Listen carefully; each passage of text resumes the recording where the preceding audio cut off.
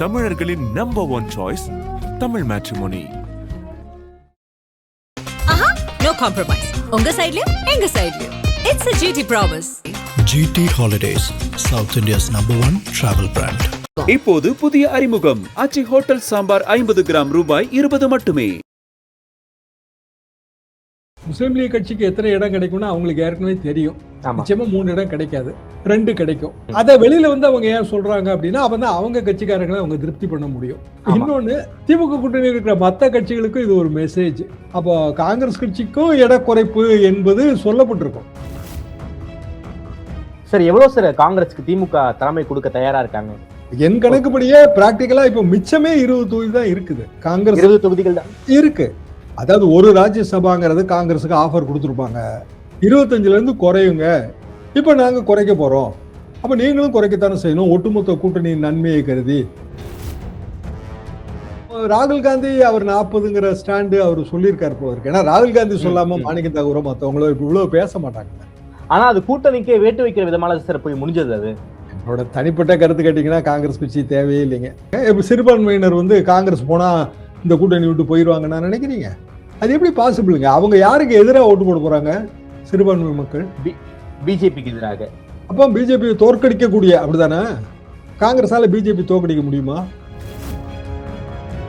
முதலமைச்சர் பொறுத்த வரைக்கும் ஆட்சியில பங்கு இல்லைங்கிறத தெளிவா சொல்லிட்டாரு. உள்ளாட்சியை பத்தி எல்லாம் பேச்சே இல்லை. காங்கிரஸ்காரர்களான அட்வைஸ் தான் நானே கொடுக்குறேன். தாவே கால சேரணும்னா குயிக்கா சேர்ந்துக்குங்க, திமுக கூட்டணியில தொடரணும்னா குயிக்கா தொடருங்க. அடுத்தடுத்த ஓரிரு தினங்களுக்குள்ள வந்து எல்லாமே ஃபைனலைஸ் ஆயிரும். சார், இப்போ வரைக்கும் காங்கிரஸ் ஆளுப்புலி ஆட்டம் ஆடிக்கிட்டு இருக்காங்களா தாவேகாவை வச்சு திமுக கிட்ட? தாவேகாவை பத்தி ஓவர் எஸ்டிமேட்டுங்க. இன்னைக்கு விஜய் கூட்டம் என்ன பழைய மாவே தானே அரைக்கிறாரு திருப்பி. திமுகவுக்கு எதிரானது தாவேகா, அதுதான் அவரோட ஒரே பாயிண்டா தான், வேற பாயிண்டே கிடையாது. சரி, இதுக்கு முன்னாடி திமுகவுக்கு எதிரா அப்படின்னு ஒரு கட்சியை நிறுத்தினது விஜயகாந்த். நீங்க விஜயகாந்தோட பழைய பேச்சை யூடியூப்ல எடுத்து திருப்பி ரிவைஸ் பண்ணி பாருங்க. விஜயை விட நிறைய செய்தி இருக்குங்க அதுல. விஜய் வந்து எம்ஜிஆர் ஓட்டு வங்கியை பிரிச்சாருன்னா யாரோட வெற்றி வாய்ப்பு பாதிக்கப்படும்? அதிமுகவுடைய வெற்றி வாய்ப்பு தான் பாதிக்கப்படும். சரி, விஜயகாந்த் அப்படி பிரிக்கிறதுக்கு முயற்சி செஞ்சப்ப விஜயகாந்த் எவ்வளவு ஓட்டு வாங்கினாரு? 8% வாங்கினாரு சார். அப்படின்னா விஜய் ஒரு 10ல இருந்து 12% வாங்குவார். கோர் ஓட் பேங்க நீங்க மாத்தவே முடியாதுங்க. ரெட்டையிலையோட கோர் ஓட் பேங்க மாத்த முடியாது, உதயசூரியன் கோர் ஓட் பேங்க மாத்த முடியாது. மிச்ச ஓட்டு அவங்க உங்களோட கூட்டணி கட்சி ஓட்டெல்லாம் சேர்க்கணும். இப்ப திமுகவோட கூட்டணி கட்சிங்கிறது இன்னைய தேதிக்கு அநேகமா ஒரு 10-12 வரும் போல இருக்கு. அவங்க எல்லாத்தையும் சேர்த்தீங்கன்னா ஆளுக்கு 1% 2% இப்படி சேர்த்தீங்கனாலே அது வந்து கண்டிப்பாக ஒரு 14% வருங்க. அதுவும் இல்லாம விஜயே நமக்கு 30% இருக்குங்கிறாரு. எந்த மைண்ட் செட்ல எப்படி சொல்றாங்கிற கணக்குமே நமக்குமே புரியல. அது விஜய் கிட்ட இருக்கிற அட்வான்டேஜ் ஒண்ணுதான்.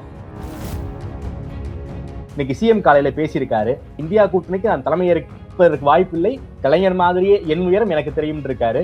காங்கிரஸ்க்கு இது ஒரு மெசேஜ் போல இருக்கேன். காங்கிரஸ்க்கான செய்தி என்ன?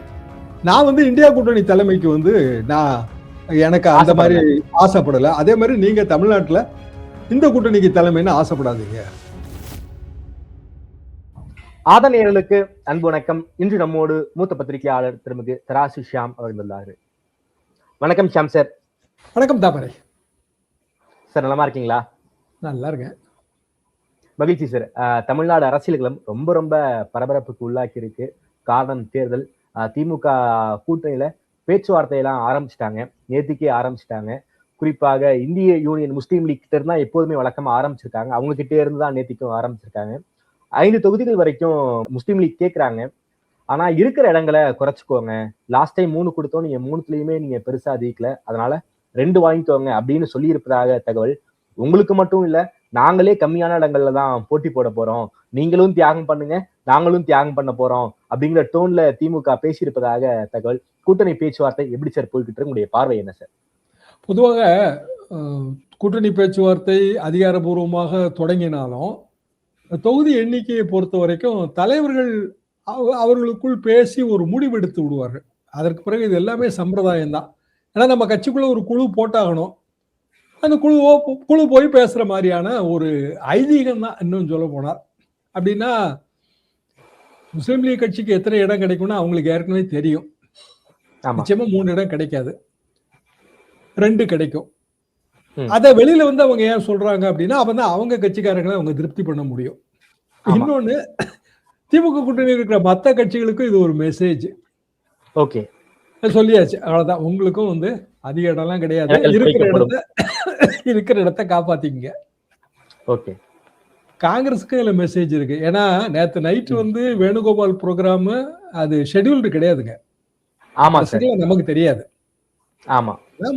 முன்பே திட்டமிடாம வரவும் முடியாது. ஸோ குறைந்தபட்சம் நேற்றைக்கு காலையிலேயே அவங்க திட்டமிட்டு இருக்கணும், அப்பதான் நேற்று ஈவினிங் வர முடியும். நேற்றைக்கு ஈவினிங் வரும்போது பேச்சுவார்த்தை குழுவோட அவங்க பேசல, முதலமைச்சரோட பேசுறாங்க.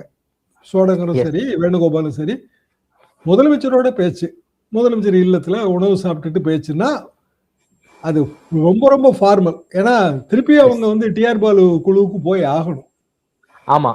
அப்போ காங்கிரஸ் கட்சிக்கும் எடை குறைப்பு என்பது சொல்லப்பட்டிருக்கும். சார் எனக்கு என்ன சந்தேகம்னா சார், காங்கிரஸ் பொறுத்த வரைக்கும் ஜெனரல் செக்ரட்டரி கடைசியா கையெழுத்து போடும்போதுதான் வந்து பேசுவாரு, அவங்க தான் வந்து கையெழுத்து போடுவாங்க. ஆனா நமக்கு ஃபார்மலா ஒரு மீட்டிங் நடக்கும், அதுக்கு முன்னாடி இன்ஃபார்மலாக மீட்டிங் நடக்கும்.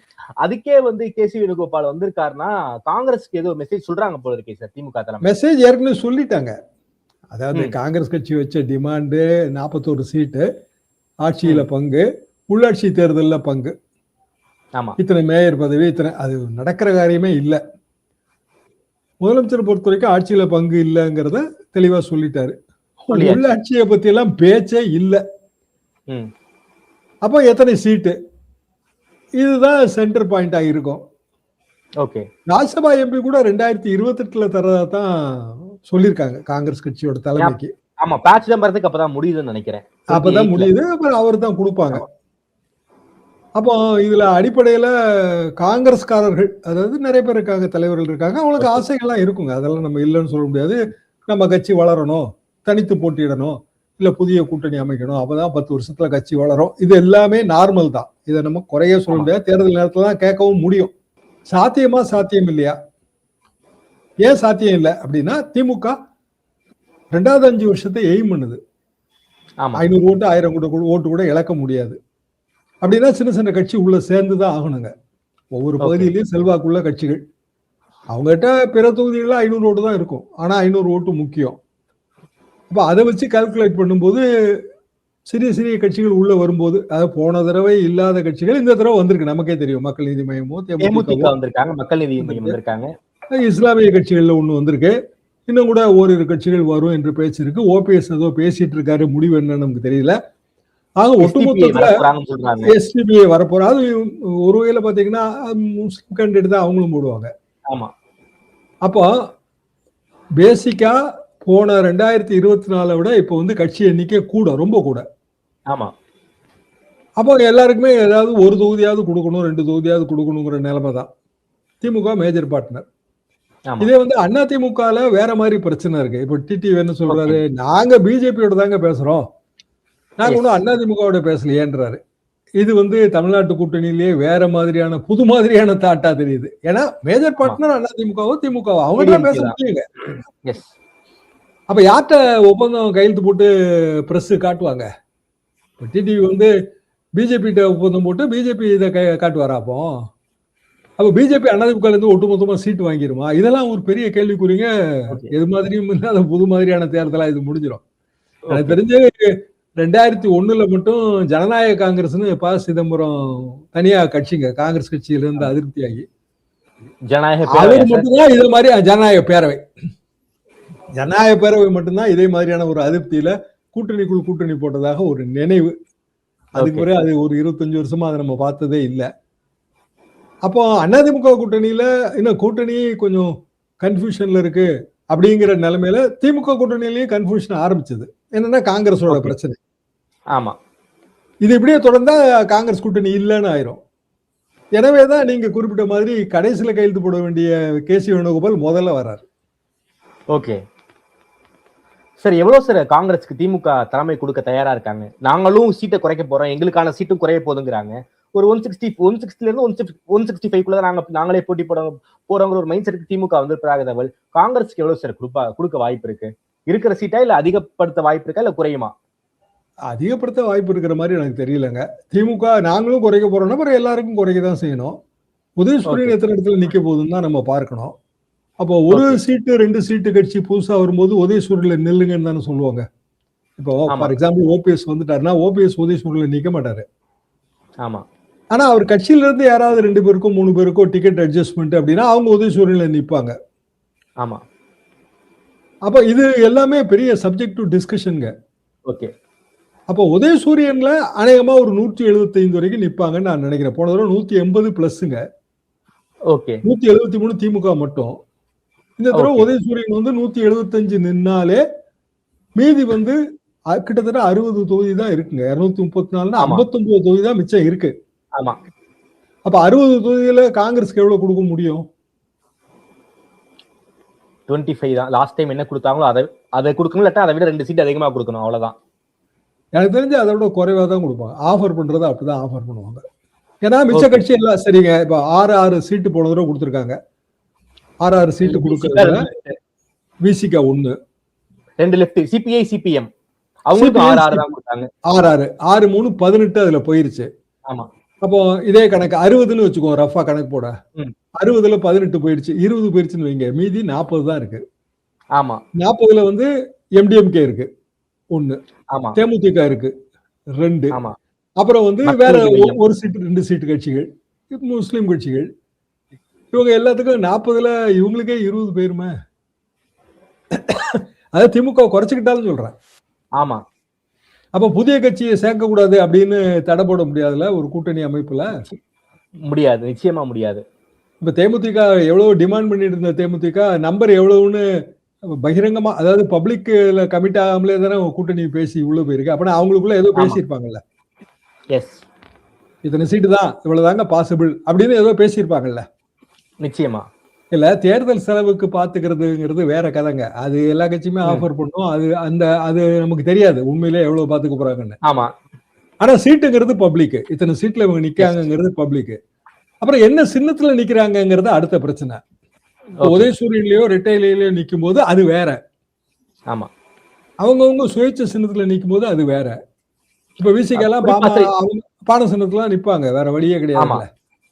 இப்ப மதிமுக தான் நிப்போம்னு சொல்லுவாங்கல்ல. சரி, சொல்லிட்டாங்க சார். மதிமுக இன்னைக்கு வந்து நாங்க தனிச்சின்னத்துல தான் போட்டி போடுவோம்னு சொல்லிட்டாங்க. மனிதநேய மக்கள் கட்சி நாங்க உதயசூரியன் சின்னத்துல போட்டி போடுவதற்கு தயார் அவங்க சொல்லிட்டாங்க. மதிமுக தனி சின்னத்துல உறுதியா இருக்காங்க. அவங்களுக்கு வந்து அந்த 2 சீட்டு 3 சீட்டுக்கு தான் வாய்ப்பு இருக்கு. ஓகே. வேற அதிகமா கொடுக்க மாட்டாங்க. உதயசூரியன்னா பரவாயில்ல, நம்ம ரிஸ்க் எடுக்கலாம், கட்சிக்காரன் வேலை பார்ப்பான்னு நினைப்பாங்க. ஓகே. உதயசூரியன் நிக்கிறதும் திமுக நிக்கிறதும் 2 ஒண்ணு தானே. கரெக்ட். அப்போ தனி சின்னம்னா கூடுதலுக்கு வாய்ப்பே இல்லைங்க. என் கணக்குப்படியே பிராக்டிக்கலா இப்ப மிச்சமே 20 தொகுதி தான் இருக்குது. காங்கிரஸ் 20 தொகுதிகள் தான் இருக்கு. அதாவது ஒரு ராஜ்யசபாங்கிறது காங்கிரஸுக்கு ஆஃபர் கொடுத்துருப்பாங்க. ஆமா. 25ல இருந்து குறையுங்க, நாங்களும் குறைச்சிக்கிறோம், எங்களோட இதை நாங்க குறைச்சிக்கிறோம், ஏற்கனவே நாங்க இவ்வளவு உதயசூரியன் இத்தனை சின்னத்துல இத்தனை தொகுதியில் நின்று இருக்கு, இப்ப நாங்க குறைக்க போறோம், அப்ப நீங்களும் குறைக்கத்தானே செய்யணும் ஒட்டுமொத்த கூட்டணியின் நன்மையை கருதி. ஏன்னா ராகுல் காந்தி 40 சீட்ல வந்து அவரு மீண்டும் மீண்டும் அதை வலியுறுத்தியதால் தான் இந்த பேச்சுவார்த்தை இழுக்குதுங்க. ஓகே. இப்ப வரிசையா எல்லா கட்சியும் வருது பேச்சுவார்த்தைக்கு. காங்கிரஸ் எப்போ பேச்சுவார்த்தைக்கு போறாங்கன்னு நமக்கு தெரியாது. அதாவது டிஆர் பாலு குழுவோட பேச்சுவார்த்தைக்கு போகணும். ஆமா. சோ அதுக்கு முன்னாடி கடைசி கட்ட அட்டம்ப்டா வந்து முதலமைச்சர் நேரா பேசிடலாம், அவர் திமுக தலைவர் நேரா பேசிடலாம். நேற்று பேசியாச்சு, என்ன முடிவுன்னு தெரியாது, பப்ளிக்ல சொல்லல. உண்மையாலுமே காங்கிரஸ் வந்து இந்த டாக்டிக்ஸ், அதாவது கூட்டணி பேச்சுவார்த்தை குழுக்குள்ள போனாங்கன்னா அது எப்படி நடக்கணும் உங்களுக்கே தெரியும். கடந்த காலங்கள்ல ராகிங் எல்லாம் பண்ணி அனுப்புன கதையெல்லாம் நான் கேள்விப்பட்டிருக்கேன். டிஆர் பால் அண்ணா அப்படி பண்ண மாட்டாரு, அவர் கொஞ்சம் கோபப்படுவாரு. அதாவது நக்கலா பேசுறவரு. ஓகே. சோ அந்த குழுவை பாக்குறதுக்கு முன்னாடி நாம வந்து சிஎம் பாத்துடலாங்கிற ஒரு விஷன்ல போய் கேசி வேணுகோபால் வந்து பாத்திருக்காங்களா சார்? பாத்திருப்பாங்க. நம்பரை வந்து அவரு கண்டிப்பா உறுதியா இவ்வளவுதாங்கன்னு சொல்லியிருப்பாரு. ஓகே. அதுக்கு இவங்க ஒன்னும் ஒத்துக்கல. ஏன்னா மேல போய் கேட்கணும், இவங்க மேலங்கிறது சோனியா ராகுல்கிட்ட கேட்கணும். அப்போ ராகுல் காந்தி அவர் 40ங்கிற ஸ்டாண்டு அவர் சொல்லியிருக்காரு போல இருக்கு. ஏன்னா ராகுல் காந்தி சொல்லாம மாணிக்கம் தாகூரோ மத்தவங்களோ இப்ப இவ்வளவு பேச மாட்டாங்கல்ல. ஓகே. ஆனா அது கூட்டணிக்கே வேட்டு வைக்கிற விதமான சார் போய் முடிஞ்சது. அது மாணிக்கம் தாகூர் பேசுனதோ மற்றவர்கள் பேசினதோ என்னோட தனிப்பட்ட கருத்து கேட்டீங்கன்னா காங்கிரஸ் கட்சி தேவையே இல்லைங்க. ஏன்னா பிராக்டிகலி ஸ்பீக்கிங் அவங்க கன்னியாகுமரி டிஸ்ட்ரிக்ட்ல அவங்களுக்கு தனியா ஜெயிக்கிற பலம் இருக்கு. அதை தாண்டி எங்கேயுமே தனியா ஜெயிக்கிற பலம்லாம் இல்லைங்க. அங்கேயுமே கன்னியாகுமரி டிஸ்ட்ரிக்ட்லயுமே அதிமுக பிஜேபி கூட்டணி வந்து பிஜேபிக்கும் காங்கிரஸுக்கும் ஓட்டு அநேகமா ஒண்ணுதாங்க. ஆமா. அதிமுக கூட்டணி சேரும்போது அந்த கூட்டணியோட வெயிட் கூட இருக்கும். ஆனா திமுக காங்கிரஸ் இருந்தா மட்டும்தான் கன்னியாகுமரியில அவங்களால 3 தொகுதி ஜெயிக்க முடியும். பழைய உதாரணங்களே அதுக்கு பொருந்தும் சார். நான் காங்கிரஸ் அப்படி பார்க்கல சார், ஒரு மல்டிப்ளையிங் ஃபேக்டரா பாக்குறேன். ஃபார் எக்ஸாம்பிள் சிறுபான்மையினர், அதே போல ஒடுக்கப்பட்ட மக்கள், காங்கிரஸ் ஒரு கூட்டணிக்குள்ள இருந்துச்சுன்னா அந்த கூட்டணிக்கு மக்கள் நம்பி ஓட்டு போடுவாங்களா சார்? அது வந்து ஒரு மல்டிப்ளையிங் ஃபேக்டரா இருப்பாங்களா சார் காங்கிரஸ்? அதெல்லாம் ரொம்ப பழைய காலங்க. இப்ப என்ன மல்டிப்ளையிங் ஃபேக்டர் அவங்க இருக்காங்க? இப்ப சிறுபான்மையினர் வந்து காங்கிரஸ் போனா இந்த கூட்டணி விட்டு போயிருவாங்க நான் நினைக்கிறீங்க? அது எப்படி பாசிபிளுங்க? அவங்க யாருக்கு எதிராக ஓட்டு போட போறாங்க? சிறுபான்மை மக்கள் பிஜேபிக்கு எதிராக. அப்போ பிஜேபி தோற்கடிக்கக்கூடிய, அப்படிதானே? ஆமா. காங்கிரஸால பிஜேபி தோற்கடிக்க முடியுமா? சரி, காங்கிரஸ் டெல்லியில ஆட்சியில் இருந்தா வேற நிலைமைங்க. பொசிஷன் ஆஃப் ஸ்ட்ரென்த் அது. நீங்க பார்கெயின் பண்ணலாம், டெல்லியில இருந்தா பார்கெயின் பண்ணலாம். இப்ப நீங்க மொத்தத்துல 2011 மாதிரி 2014 வரைக்கும் நீங்க எடுத்துங்க. 2014 அவங்க டெல்லியில இருக்கும் போதே 2013 வந்து வெளியில வந்துட்டாங்களா திமுக கலைஞர் காலத்துல? ஆமா. 2013 இருந்து கிடையாதுங்களா? 2014 தனி அணியில காங்கிரஸுக்கும் வாய்ப்பே இல்லையா? ஆமா. அப்போ திமுக கூட்டணியில இருந்து காங்கிரஸ் போறதுங்கிறது 12 வருஷத்துல ஏற்கனவே ஒரு தூரம் போயிருக்கு. அதுக்காக சொல்ல வரேன். போனது மக்களவை தேர்தலில் போச்சு. சரி, 2016 சட்டமன்ற தேர்தல் முக்கியம், அதுல திமுக ஜெயிச்சு ஆட்சிக்கு வந்துடலாம் அப்படின்னு காங்கிரஸ் அவங்க இழுத்தாங்க. 40 சீட்டு கொடுத்து இழுத்தாங்க, 41 சீட்டு கொடுத்து இழுத்தாங்க. அது 41 ரொம்ப ஜாஸ்தி. ஆனாலும் இதே பிரின்சிபிள் தான், ஒரு சீட்டு கூட, ஒரு ஓட்டு கூட குறைஞ்சிடக்கூடாது, எல்லா கட்சியும் இருக்கட்டும் அப்படிங்கிற ஒரு நிலைமை தான். அப்போ ஜெயலலிதா அம்மா வந்து மக்கள் கூட்டணியை கிரியேட் பண்ணி விட்டாங்கல்ல. ஆமா. ஒரு 6% ஓட்டு பிரிஞ்சாலே தலைகீழா மாறி போச்சு. மொத்தத்திலே வந்து திமுக அதிமுக இடையில 1% 1.5% தான் டிஃபரன்ஸே இருக்கு. 1.5% தான் டிஃபரன்ஸ். ஆட்சி போயிருச்சு, 5 வருஷம் ஆட்சி போயிருச்சு. ஆமா. இப்போ அதே 1.5% டிஃபரன்ஸ்ல ஆட்சி போயிடக்கூடாது அப்படின்னு திமுக நினைத்தால் காங்கிரஸை வந்து அவங்க அகாமடேட் பண்றதுக்கு முயற்சி செய்யறாங்க. ஆனா காங்கிரஸ் வந்து பழைய கணக்குல இருக்கிறதுல அர்த்தம் இல்லைங்க. ஏன்னா நம்ம கட்சிக்காரனோட மனநிலையும் பார்க்கணும்ல. சரி, கன்னியாகுமரியில் இருக்க காங்கிரஸ்காரங்க உற்சாகமா இருக்காங்க. ஆமா. என்னோட நண்பர்கள்ட்ட பேசும்போது அவங்க இல்லைங்க, திமுக கூட்டணி இல்லாட்டாலும் நாங்க ஜெயிச்சிடலாம், தாவேகாவோட சேர்ந்தாலே எங்களுக்கு வெற்றி வந்துடும் அப்படின்னு சொல்றாங்க. அது ஒருவேளை சரின்னு தான் நான் நினைக்கிறேன். ஏன்னா அவங்களுக்கு அங்க ஸ்ட்ரென்த் இருக்கு. விஜய்க்கு என்ன ஓட்டு இருந்தாலும் அது சேர்ந்தா அடிஷனல் தான். ஆமா. திமுகவுக்கு பெரிய அளவுக்கு, திமுகவுக்கும் சரி அதிமுகவுக்கும் சரி இவங்க அளவுக்கு ஓட்டு கிடையாதுங்க கன்னியாகுமரியில. அப்ப அதே ஃபார்முலாவை நீங்க எப்படி ரெஸ்ட் ஆஃப் தமிழ்நாட்டில் அப்ளை பண்ண முடியும்னு கேக்குறேன். எஸ். கன்னியாகுமரி பாலிடிக்ஸே இங்க ரெஸ்ட் ஆஃப் தமிழ்நாட்டில் இருக்கு, உங்களுக்கு புரியாது. தமிழ்நாடு தான், கரெக்ட், உண்மைதான் சார். கன்னியாகுமரி பாஷையே கூட புரியாது. நீங்க அங்க உண்டினா மார்த்தாண்டம், தக்கலை, அப்புறம் களிக்காவில, மண்டியா மார்க்கெட்டு, திங்கள் சந்தை, புதன் சந்தை ஏரியாக்குள்ள போனீங்கன்னா அவங்க பேசுறது கூட உங்களுக்கு புரியாது. ஆமா. அப்படிங்கும்போது கன்னியாகுமரி கணக்குல வந்து இங்க செயல்படுத்த முடியாது. அப்போ இயல்பாக காங்கிரஸ் கட்சிங்கிறது இவ்வளவுதான், அதோட ஒர்த்து இவ்வளவுதான். ஒரு ராஜ்யசபா சீட்டே ஒரு பெரிய விஷயம் தாங்க அவங்களுக்கு. இது ஸ்ட்ரிக்டா சொல்லியிருப்பாருன்னு தான் நான் நினைக்கிறேன். பேச்சுவார்த்தைக்கே இடம் கிடையாதுங்க, இவ்வளவுதாங்க முடியும். ஓகே. என்னோட அதிகமா இல்ல, ஸ்ட்ரிக்டா இவ்வளவுதான், 22, ஓகே, 23, ஓகே, 20ன்னு சொல்லியிருப்பாரு. ஒரு 2 கொடுக்கலாம் அப்படிங்கிறதுக்கு. ஓகே, இவ்வளவுதான், இப்படிதான் இருக்குங்க. திமுக அதிமுக 2 கூட்டணி பேச்சுவார்த்தையும் நான் பார்த்திருக்கிறேன் நிறைய முறை. கூட்டணி கட்சி என்னன்னா 2 தான் கிடைக்கும், 10 கேட்போம்னு நினைப்பாங்க. ஓகே. 2 கொடுக்கலாம், 1ல ஆரம்பிப்போம்னு இவங்க நினைப்பாங்க. ஓகே. சோ 1க்கும் 10க்குமான வித்தியாசம் மாதிரி நமக்கு தெரியும் அது. ஆனா 40 கேக்குறாங்க, ஆனா நாங்க 20 தான் கொடுப்போங்கிற மைண்ட் செட்ல திமுக அததான் சொல்லியிருப்பாங்க. 20 கொடுக்கலாங்க, ஒரு ராஜ்யசபா தரோம், அது உள்ளாட்சி தேர்தல் வரும்போது அதை பத்தி பேசிக்கலாம். ஓகே. அப்ப 20 இவங்க ஷாக் ஆவாங்க. அளவுக்கு அதிகமா காங்கிரஸ் ஆசைப்படுறாங்க போல இருக்கே சார். பீகார்ல ஆரம்பிச்சு பல்வேறு உதாரணங்கள் அவங்களுக்கு இருக்கு. இருந்தாலும் திமுக யோசிக்குது பீகார் மாதிரி ஆயிடக்கூடாதுன்னு. ஓகே. அதனால சீக்கிரம் முடிங்குது. திமுக என்ன சொல்றதுன்னா, இன்னும் நமக்கு உண்மையிலே வந்து நம்ம தேர்தல் அறிவிப்பான வரவே இல்லைங்க. வாக்காளர் பட்டியல இன்னைக்கு தானங்க வந்துட்டு இருக்கு. இன்னைக்குதான் ரிலீஸ் ஆயிருக்கு இறுதி வாக்காளர். அது இறுதி வாக்காளர் பட்டியல அனலைஸ் பண்றதுக்கே நமக்கு 2 நாள் டைம் வேணுங்க. நிறைய இடத்துல எல்லாமே மாறுது, பாகம் எண் மாறுது, எல்லாம் மாறுது. எஸ். ஆமா. அப்ப அதை அனலைஸ் பண்றதே நாளை வரைக்கும் சரியா போயிடும். நாளைக்கு நாளை கழிச்சு கூட ஆயிருங்க. கட்சிகளுக்கு நம்ம வந்து ஜென்ரலா பேசுறோங்க. கட்சியில வந்து ஒவ்வொருத்தரும் வந்து அவன் எதிர்காலத்தை நினைப்பான். இப்போ உதாரணமா ஒரு வார்டு அப்படின்னா அவன் எம்எல்ஏ கனவெல்லாம் கிடையாது. நம்ம வார்டு கவுன்சிலர் ஆக முடியுமா, இறுதி வாக்காளர் பட்டியல் அதுக்கு நமக்கு யூஸ் ஆகுமான்னா அவன் பார்ப்பான். ஸோ கணக்கு மாதிரி இருந்தா அவனுக்கு ரொம்ப அது பெரிய மன கஷ்டமா போயிடும். அவன் தானே வேலை பார்க்கணும். நீங்க வார்டு லெவலுக்கு போய் முதலமைச்சரோ இல்ல துணை முதலமைச்சரோ வேலை பார்க்க முடியும்? வார்டு லெவல்ல வேலை பார்க்கிறவனோட மைண்ட, அவனோட தேர்தல் பணியை நம்ம வந்து வேகப்படுத்தணும் இல்லையா? ஆமா. அதுக்கு நாளையில இருந்து நாளை கழிச்சுக்குள்ள அதை வேகப்படுத்தணும். அதாவது உங்க வார்டுல இந்த பிரச்சனை இருக்கா, சரி ஒன்றும் கவலைப்படாதீங்க, இப்படி பண்ணிக்கலாம் அப்படி பண்ணிக்கலாம்னு தலைமை சொல்லுங்க, கூப்பிட்டு சொல்லும்.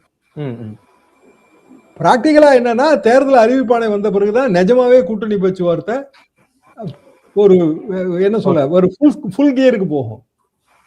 ஓகே சார், இந்த கூட்டணி பேச்சுவார்த்தை என்பது மார்ச் 1 முதல்வர் பிறநாளுக்கு முன்பாக முடிய வாய்ப்பு இருக்கா, அல்லது மார்ச் 8 திமுகவுடைய மாநாடு தள்ளி போயிருக்குன்னு நினைக்கிறேன், அதற்குள்ள முடிய வாய்ப்பு இருக்கா சார்? கூட்டணி கட்சிகளை வந்து திமுக மேடைகள்ல பார்க்கலாமா? பார்க்க வைக்கணுங்கிறது முதலமைச்சரோட எண்ணம். அதிமுக மேடைகள்ல அதிமுக கூட்டணி கட்சி பிரதமர் வந்தா தான் வருது இங்க. ஆனா எல்லா நிகழ்ச்சிகளையும் நம்ம பார்க்கிறோம், செல்வ பிறந்தைய உள்ளிட்டவர்களை பார்க்கிறோம். 18 எம்எல்ஏக்கள் காங்கிரஸ் கட்சிக்கு இருக்கிறாங்க. அதுல வந்து ஒரு 15-16 பேர் திமுக கூட்டணி தொடர்றது தான் விரும்புவாங்க. ஆனா சில தலைவர்கள் அது வேண்டாம், நம்ம தனியான முயற்சி எடுப்போம்னு நினைக்கிறாங்க. முதலமைச்சர் என்ன நினைக்கிறாருன்னா, நீங்க என்ன முயற்சி வேணாலும் எடுங்க, அதை வந்து சீக்கிரம் முடிங்கன்றாரு. ஓகே, பீகார் மாதிரி கடைசி வரைக்கும் இழுத்தடிச்சு பிரச்சாரமே ஆரம்பிச்ச பிறகு நீங்க வந்து சேர்ந்து யூஸ் இல்ல, கட்சிக்காரன் அதிருப்தி ஆயிடுறான். அதுல அதுவும் இல்லாம ஃப்ரெண்ட்லி ஃபைட்னு சொல்லிட்டு 10 தொகுதிகளுக்கு மேல அவங்களுக்குள்ளாரே போட்டி, அதெல்லாம் மிகப்பெரிய பிளண்டரா போய் முடிஞ்சது. தாவேகால சேரணும்னா குயிக்கா சேர்ந்துக்குங்க. ஓகே, திமுக சேரணும்னா குயிக்கா, இது காங்கிரஸ்காரர்களான அட்வைஸ் தான், நானே கொடுக்குறேன். ஓகே, திமுக கூட்டணியில தொடரணும்னா குயிக்கா தொடருங்க. அடுத்தடுத்த ஓரிரு தினங்களுக்குள்ள வந்து எல்லாமே ஃபைனலைஸ் ஆயிரும். 28க்குள்ள ஃபைனலைஸ் ஆயிருங்க. ஓகே, இப்ப முதலமைச்சர் பிறந்த நாள் 1ஆம் தேதி, வாழ்த்துறதுக்கு எல்லாரும் போகணும்ல. நிச்சயமா கூட்டம் போட வேண்டாம், இது நடத்த வேண்டாம், மீட்டிங் நடத்த வேண்டாம், வாழ்த்துவதற்கு போகணும்ல. இல்ல ட்விட்டர்லயாவது போடணும்ல. இல்ல காங்கிரஸ் தலைவர் பத்தியில வாழ்த்துறதுக்கு முதல் ஆளா யார் போய் நிப்பா சொல்லுங்க? நிச்சயமா செல்வ பிறந்தகை போய் நிப்பாரு. எல்லாரும் போயிடுவாங்க. இந்த 16 எல்லாரும் போய் நிப்பாங்க. ப. சிதம்பரம் போய் நிப்பாரு. ஃபர்ஸ்ட் ப. சிதம்பரம் போய் நிப்பாரு. எல்லாரும் போயிடுவாங்க. போய் அப்படின்னா காங்கிரஸ் அது வரைக்கும் முடிவு எடுக்காமலே எடுத்துட்டு இருந்தா காங்கிரஸ் தான் பலவீனப்படும். ஓகே சார், இப்ப வரைக்கும் விடுதலை கொள்ளி எறும்பாக காங்கிரஸ் இருக்கா சார்? ஆளுப்புலி ஆட்டம் ஆடிக்கிட்டு இருக்காங்களா தாவேகாவை வச்சு திமுக கிட்ட? இல்ல, தாவேகாவை பத்தி ஓவர் எஸ்டிமேட்டுங்க. இன்னைக்கு விஜய் கூட்டம் என்ன பழைய மாவே தானே அரைக்கிறாரு திருப்பி. சரி, விஜய் கூட்டத்துல புதிய செய்தி என்ன இருக்கு? எந்த கூட்டத்திலயுமே விஜய் கூட்டம் அப்படின்னா ஸ்டாண்டர்டா இந்த மேட்டர் தான் அவர் பேச போறாரு. நமக்கே தெரியும், டெம்ப்ளேட்டா பேச போறாரு, நமக்கு வந்துரும். திமுகவுக்கு எதிரானது தாவேகா, அதுதான் அவரோட ஒரே பாயிண்ட். அதுதான், வேற பாயிண்டே கிடையாது. சரி, இதுக்கு முன்னாடி திமுகவுக்கு எதிரா அப்படின்னு ஒரு கட்சியை நிறுத்துறது விஜயகாந்த். ஆமா, விஜயகாந்தையும் விஜயும் நீங்க ப்ரொஃபைல் கம்பேரிசன் பண்ணணும்ல தலைவருங்கிற முறையில. நிச்சயமா விஜயகாந்த் வந்து கிரவுண்ட் லெவல்ல இருந்தாருங்க 2006 காலகட்டத்துல. அதுக்கு முன்னாடியே அவரோட திரை மொழியே வந்து அரசியலுக்கு ஏற்றவாறு தகவமைச்சிருந்தாரு. நிச்சயமா அரசியல் படிச்சிருந்தாரு. அதாவது அவர் கருப்பு இருந்தார். ஆமா, இல்ல எம்ஜிஆர் என்ன பாணியை கடைபிடித்தாரோ அதே பாணியை வந்து விஜயகாந்த் பண்ணாரு. படங்கள்ல அவரு கொடியெல்லாம் பறக்க வர்றது, கையில மோதிரம், அடையாளத்தை வந்து தொடர்ச்சியா காட்டிக்கிட்டே இருந்தார் விஜயகாந்த் அவர்கள் தன்னுடைய படங்கள் மூலமாக. திரைமொழி, எம்ஜிஆரோட பிரச்சார வாகனத்தை ஜானகி அம்மாள்கிட்ட கேட்டு பெற்றது. அதாவது அந்த பிரச்சார வாகனம் பழைய மாடலுங்க. 1987 பிரச்சார வாகனத்தை 2006 பயன்படுத்தி பிரயோஜனம் இல்லை. ஆனா அது ஒரு குறியீடு, சென்டிமெண்ட். இப்போ எம்ஜிஆர் ஓட்டு வாங்கி நமக்கு வரணும்னு நினைக்கிற விஜய் என்ன சென்டிமெண்ட், எம்ஜிஆர் சென்டிமெண்ட்டை பயன்படுத்தி இருக்காரு? இது வரைக்கும் எதுவும் பெருசா பண்ணல சார். ஒண்ணும் இல்லைங்க, சும்மா அவர் எம்ஜிஆர் பேரை சொல்லிட்டே இருக்காரு. திடீர்னு பாத்தீங்கன்னா எம்ஜிஆர் ஆசையோடு ஜெயலலிதா அம்மா ஆசையோட ஸ்டாலின் அவர்கள் மீண்டும் முதலமைச்சர் ஆவார். ஓபிஎஸ் ஆதரவாளர் ஐயப்பன் எம்எல்ஏ பேசுறாரு. அப்ப எம்ஜிஆர் லெகசிக்கு நாளைக்கு ஜெயலலிதா பிறந்த நாளுங்க. ஆமா, சசிகலாமா கூட்டம் போடுறாங்க. ஓபிஎஸ் தனியா இருக்காரு. சசிகலாமா கூட்டம் போட்டு என்ன செய்வாங்க? அவங்க ஜெயலலிதா ஆட்சி தொடரணும் இதெல்லாம் சொல்லுவாங்க. இப்போ அவங்க சார்பாக கேண்டிடேட் நிக்கணும் அப்படின்னா ஒரு 25 பேரோ 30 பேரோ நிக்கிறவங்க அதிமுகவை குறிப்பிட்ட கேண்டிடேட்டை எதிர்த்து தானே நிறுத்தப்படுவார்கள். ஆமா. அப்ப அவங்க 3000 4000 ஓட்டு 5000 ஓட்டு இல்ல 10,000 ஓட்டு வாங்கினாங்க அப்படின்னா யாரோட வெற்றி வாய்ப்பு பாதிக்கப்படும்? அதிமுக வெற்றி வாய்ப்பு நிச்சயம் விஜய் வந்து எம்ஜிஆர் ஓட்டு வங்கியை பிரிச்சாருன்னா யாரோட வெற்றி வாய்ப்பு பாதிக்கப்படும்? அதிமுக வெற்றி வாய்ப்பு தான் பாதிக்கப்படும். சரி, விஜயகாந்த் அப்படி பிரிக்கிறதுக்கு முயற்சி செஞ்சப்ப விஜயகாந்த் எவ்வளவு ஓட்டு வாங்கினாரு? 8% வாங்கினாரு சார். அப்படின்னா விஜய் ஒரு 10% 12% வாங்குவாரு. Okay sir. சார் இன்னைக்கு ஹீரோ வந்து வெறுமனே ஓட்டு வாங்கவே முடியாதுங்க. நீங்க விஜயகாந்தோட பழைய பேச்ச யூடியூப்ல எடுத்து திருப்பி ரிவைஸ் பண்ணி பாருங்க. விஜயை விட நிறைய செய்தி இருக்குங்க அதுல. கனெக்ட் ஆகும் சார். அப்போ பேசுறது இன்னைக்கும் நமக்கு கனெக்ட் பண்றதுக்கான பாயிண்ட்ஸ்கள் அதுல இருக்கும். இப்போ ரேஷன் பொருட்கள் வீடு தேடி வரும், விஜயகாந்த் தேடி கொடுப்போம். இப்ப நம்ம கொடுத்துட்டு இருக்காங்க. அதாவது எல்லாருக்கும் கொடுக்குறது, சீனியர் சிட்டிசன் கொடுக்குறாங்க. தாய் மாணவர் திட்டம் அது வந்து வரவேற்பு பெற்றிருக்கிறது. ஆனா ஐடியாங்கிறது அங்கிருந்து வந்தது தானே. எஸ், ஆமா. இல்ல சார், கமல்ஹாசன் தானே சார் பெண்களுக்கு உரிமை தொகை கொடுப்போம்னு சொன்னாரு. 1500 ரூபாய் சொன்னது கமல்ஹாசன். அத வந்து திமுக கேரி பண்ணாங்க. ஆமா, அமல்படுத்திட்டாங்க. பெண்களுக்கான உரிமை தொகையை பற்றிய பேச்சு 1984 உண்டுங்க. ஓ, ஓகே, உண்டு. பெண்களுக்கான உரிமை தொகை கொடுக்கணுங்கிற பேச்சு அப்பவுமே உண்டு. 89லயும் ஒரு பேசப்பட்டது, ஜெயலலிதா அவர்களால் பேசப்பட்டது. மெட்டீரியலைஸ் ஆகலங்க. இப்போ அது மெட்டீரியலைஸ் ஆகி அது ஒரு சிஸ்டமேட்டிக்கா போக ஆரம்பிச்சிருச்சு. தமிழ்நாடு உதாரணத்தை இந்தியாவில் இருக்க எல்லா மாநிலமும் பின்பற்றிருச்சு. நான் எதை வச்சு இதை எல்லாமே கணக்கு போடுறேன் அப்படின்னாங்க, ஆதரவு ஓட்டு வங்கி எதிர்ப்பு ஓட்டு வங்கிங்கிற ரெண்டே பெரும்பிரிவு தாங்க இருக்கு எப்போதுமே எல்லா தேர்தலையும். ஆதரவு ஓட்டு வங்கியில கோர் ஓட் பேங்கை நீங்க மாத்தவே முடியாதுங்க. ரெட்டையிலையோட கோர் ஓட் பேங்கை மாத்த முடியாது, உதயசூரியன் கோர் ஓட் பேங்கை மாத்த முடியாது. அது ரெண்டும் நான் ஒண்ணுன்னு வச்சுக்கிறேன். அதாவது திமுகவுக்கும் அதிமுகவுக்கும் ஒரே கோர் ஓட்டு தான். அவங்களுக்கு 25, அவங்களுக்கு 26, இவங்களுக்கு 26 இப்படி வச்சுக்குவோம். ஒரு கணக்குக்காக கூட அப்படி வச்சுக்கலாம். கணக்குதான். அப்போ மிச்ச ஓட்டு தான் நம்ம பார்க்கிறோம். மிச்ச ஓட்டு அவங்க உங்களோட கூட்டணி கட்சி ஓட்டு எல்லாம் சேர்க்கணும். இப்ப திமுகவோட கூட்டணி கட்சிங்கிறது இன்னைய தேதிக்கு அநேகமா ஒரு 10-12 வரும் போல இருக்கு. ஆமா, அவங்க எல்லாத்தையும் சேர்த்தீங்கன்னா ஆளுக்கு 1% 2% இப்படி சேர்த்தீங்கன்னாலே அது வந்து கண்டிப்பாக ஒரு 14% வருங்க. 26 திமுகனா 14 பிற கட்சிகள், ஆனா தனித்தனி பாக்கெட்ல இருக்காங்க. அவங்களால தனியா ஜெயிக்க முடியாது, இங்க சேர்ந்தா தான் ஜெயிக்க முடியும். ஆக மொத்தம் 40%. இப்ப 40% திமுக வீழ்த்தணும்னு நினைக்கிற தாவேகா கொண்டு வந்து காட்டணும்ல. எப்படி காட்டுறாங்க அவங்க? காங்கிரஸ் கட்சி போய் சேர்ந்தா கூடும் அப்படின்னா காங்கிரஸ் கட்சிக்கு உண்மையான ஓட்டு வங்கி ஒண்ணுமே இல்லைங்களே. 4 தானே. கன்னியாகுமரியில இருக்குங்க. கன்னியாகுமரி அவங்களே கேட்டு வாங்கி 6 தொகுதியில் நின்றுவாங்க. அதுவும் இல்லாம விஜயே நமக்கு 30% இருக்குங்கிறாரு.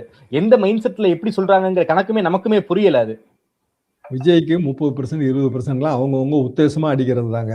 ஆமா, விஜய் கிட்ட இருக்கிற அட்வான்டேஜ் ஒன்னே ஒண்ணுதான், சினிமா ஹீரோ, கிரௌடு புள்ளி. எஸ்.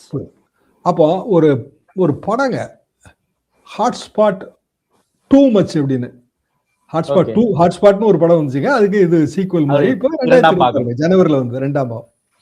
அது 3 கதை அடங்கியது. ஆமா, நான் உடனே அதாவது அது பொலிட்டிக்கல் படம்னா உடனே பாத்துருவாங்க. பொலிட்டிக்கல் படம் அது ஒரு பார்ட் பொலிட்டிக்கல் படம். அது என்னன்னா ஃபேன் மைண்டை பத்திய படம். 2 பெரிய நடிகர்கள், 2 நடிகர்களோட ஃபேன்ஸ் வந்து ஒருத்தருக்கு ஒருத்தர் அடிச்சு பெரிய கலாட்டாவா இருப்பாங்க. அதான் ஆரம்ப காட்சிகள். திடீர்னு பார்த்தா ஒரு ஃபேன் குழுவோட தலைவரோட ஒய்ஃபையும் இன்னொரு ஃபேன் குழுவோட அம்மா அப்பாவையும் கடத்திட்டு போயிடுவாங்க யாரோ. கடத்திட்டு போயிட்டு அவன் டிமாண்ட் வைப்பான். ஒண்ணுமே இல்லை, இந்த 2 தலைவர்கள், இந்த 2 சினிமா நட்சத்திரங்களோட கட்டோட்ல ஏறி நின்று உயிர் போனவங்க 2 பேர் இருக்காங்க. இந்த 2 முதல்ல அவன் என்ன சொல்லுவான், 2 சினிமா நட்சத்திரங்களும் கான்ஃபரன்ஸ் கால்ல பேசணுமா, இதுதான் டிமாண்ட். இவங்க போய் எவ்வளவு கெஞ்சி பார்ப்பாங்க, அவங்க உள்ளே விட மாட்டாங்க. கடைசியில் இவங்க மீடியாவுக்கு போய், சோசியல் மீடியாவுக்கு போய் ஒரு ப்ரெஷர் பில்டப் பண்ணி 2 சினிமா ஸ்டார்ஸும் கான்ஃபரன்ஸ் கால்ல பேசுவாங்க. பேசின பிறகு அவங்க டிமாண்டை இன்க்ரீஸ் பண்ணிடுவான். என்னன்னா, கட்அவுட்ல ஏறி 2 பேர் செத்து போயிருக்காங்க, அதனால உங்க பிள்ளைகளை கட்அவுட்ல ஏறி பால் அபிஷேகம் பண்ண சொல்லணும்ன்றான். இந்த 2 சினிமா ஸ்டார் கேட்பாங்க அவங்க பிள்ளைகள்கிட்ட, ஆத்தாடி நான் மாட்டவே மாட்டேன், 50 அடி உயர கட்அவுட்ல நான் ஏறதான்றான் ஒரு பையன். அப்படின்னா இந்த டைமுக்குள்ள இதெல்லாம் செய்யல அப்படின்னா இவங்களை எல்லாம் பீஹெட் பண்ணிடுவான், தலையை சீவிடுவான்றான். லைவ்ல வந்து தலையவும் சீவிடுவான், கடத்திட்டு போனான். அது எல்லாரும் பார்த்துட்டு இருப்பாங்க. ஒரே நாடே அல்லோல கல்லோலமா இருக்காங்க. தமிழ்நாடே அல்லோல கல்லோலமா இருக்கும். அப்புறம் அவன் சொல்லுவான், நீங்க ஃபேனா இருக்கீங்க ரைட்டு. ஆனா அதை வந்து நீங்க திருப்பி உங்க குடும்பத்துக்குள்ள கொண்டு வரும்போது உங்க குடும்பத்தை காப்பாற்றவே ஆள் இல்லாம போகுதுன்னு நமக்கெல்லாம் தெரிஞ்ச பாயிண்ட் தான் அவன் சொல்லுவான். சொல்லிட்டு நான் ஒன்னும் பி ஹெட்டே பண்ணல, நாட்டு மக்களுக்கு ஒரு மெசேஜ் விட்டேன் அப்படின்னு சொல்லி முடிச்சிருவான். அவனுக்கு ஜெயில் தண்டனை கிடைச்சி போயிடும். ஜெயில் தண்டனையில இருந்து வந்து வீட்டுல இருப்பான். வீட்டுல இருக்கும்போது ஒரு பெரிய கூட்டம் வெளியில, நீங்க சொன்னது சரிதான் தலைவரே, நீங்க சொன்னது சரிதாங்க, நாங்க வந்து சினிமா ஃபேனா இருக்கிறத விட்டுட்டோம், இப்ப நாங்க உங்க ஃபேன் அப்படிமா. அதாவது ஃபேன் மைண்ட் செட் இருக்குங்க. எல்லாமே யங்ஸ்டர்ஸ். இது வந்து ஒரு அடிப்படை மைண்ட் செட், அவ்வளவுதான். ஓகே, நமக்கு ஒரு இழுப்பு, ஒரு ஈர்ப்பு. ரொம்ப நல்லா இருக்கு. என்னுடைய கடைசி 2 கேள்வி சார். இன்னைக்கு சிஎம் காலையில பேசியிருக்காரு, பலமுனை போட்டி இருக்கலாம் ஆனால் பலம் பொருந்திய போட்டியில் என்ன சொல்றாரு, அப்படிதான் கிளம்பு இருக்கா சார். அது மட்டும் இல்லாம இந்தியா கூட்டணிக்கு நான் தலைமை ஏற்பதற்கு வாய்ப்பு இல்லை, கலைஞர் மாதிரியே என் உயரம் எனக்கு தெரியும் இருக்காரு. காங்கிரஸ்க்கு இது ஒரு மெசேஜ் போல இருக்கே. இந்தியா கூட்டணிக்கு அவர் தலைமை தாங்க போக மாட்டாருங்க. சொன்னாரே தவிர நானும் அதை எதிர்பார்க்கல. என்ன ரீசன்னா, ஒரே ஒரு தடவை தாங்க தமிழ்நாடு முதலமைச்சர் அகில இந்திய தலைமைக்கு போனார் காமராஜர். காமராஜ் போகும்போது அவர் தமிழ்நாடு முதலமைச்சர், நேரு வந்து அழைப்பு விடுத்தாரு. அதனால அவர் ரிசைன் பண்ணிட்டு போனார். பெரியார் ஏத்தாரு அதை, போகாதீங்க அப்படின்னு. ஆனா அதுக்கு பிறகு காமராஜருக்கு வந்து அந்த அரசியல் ரீதியாக தலைமை இருக்கக்கூடிய வாய்ப்பே வராம போயிருச்சு. என்ன காரணம்னா, அகில இந்திய அரசியல்ல வந்து எல்லா மாநிலங்களையும் நீங்க உள்ள இழுத்து செய்ய வேண்டிய அரசியல். ஆரின் அதர்வர்ஸ் டெல்லி அரசியல் சரியா வராது. மூப்பனார் ஐயா போனாங்க, ஆனா அவங்க பதவியில கிடையாது. அப்போ கலைஞர் அதனாலதான் ரெஃப்யூஸ் பண்ணாரு. அவருக்கு தேவகவுடாக்கு முன்பு பிரதமர் வாய்ப்பு வரும்போது ஏன் ரெஃப்யூஸ் பண்ணாருன்னா, இதே தான் என் உயரம் எனக்கு தெரியும், இதான் பாயிண்ட். ஸோ இவர் போக மாட்டாரு, ரைட்டு. காங்கிரஸ்க்கான செய்தி என்ன, நான் வந்து இந்தியா கூட்டணி தலைமைக்கு வந்து எனக்கு அந்த மாதிரி ஆசைப்படல. அதே மாதிரி நீங்க தமிழ்நாட்டுல இந்த கூட்டணிக்கு தலைமைன்னு ஆசைப்படாதீங்க, இவ்வளவுதான் பாயிண்ட். Okay okay sir. பலமுனை போட்டி இருக்கு, ஆனா பலம் பொருந்திய போட்டி இல்லைங்கிறாரு. அது பலமுனை போட்டி இருக்கு, பலம் பொருந்திய போட்டி இல்ல அப்படின்னு எத்தனமா இருக்க முடியாதுங்க. என்ன காரணம் அப்படின்னா, தேர்தல் அரசியல்ங்கிறது மாறிக்கிட்டே இருக்கும். லோக்கலா இருக்கிற அரசியல்ல கேண்டிடேட் மெரிட் முக்கியம், ஜாதி முக்கியம். ஓகே, அது மாறும், தொகுதிக்கு தொகுதி மாறுங்க. அது சின்னம் அதெல்லாமே ஓகே தான். அதான் நான் சொன்ன அந்த பெர்சன்டேஜுங்க. கோர் ஓட் பேங்க் மாறாது, ஆனா ஜெயிக்க வைக்கக்கூடிய ஓட் பேங்க் மாறும். அப்படிங்கும்போது பலவீனம் பலம் அப்படிங்கிறது வாக்கு அரசியல்ல கிடையவே கிடையாதுங்க. ஓகே, அதனால தானே இவங்களும் இவ்வளவு கட்சி சேர்க்கிறாங்க. எஸ், எல்லா கட்சியும் எதுக்கு உள்ள கொண்டு வரோம், ஜெயிக்கணுங்கிறதுக்காக தான். 1% கூட வெளியே போயிடக்கூடாதுன்னு சின்ன சின்ன பாக்கெட்ஸையும் சேர்க்கிறாங்க. அப்படிங்கும்போது அது அவர் சொல்றாரு, ஆனா அவரே வந்து அந்த இடத்துல ஜாக்கிரதையா இருக்கிறாரு, அப்படித்தான் நான் புரிஞ்சுக்கிறேன். ஓகே சார், ரொம்ப நன்றி சார். தமிழ்நாடு அரசியல் தொடர்பான இந்த கூட்டணி கணக்குகளை பத்தி உங்களுடைய அனுபவத்தின் வாயிலாக பல்வேறு விஷயங்கள் ரொம்ப வெளிப்படையா பேசியிருக்கீங்க. நேரம் கொடுத்து பேசியமைக்கு நன்றி ஷாம் சார்.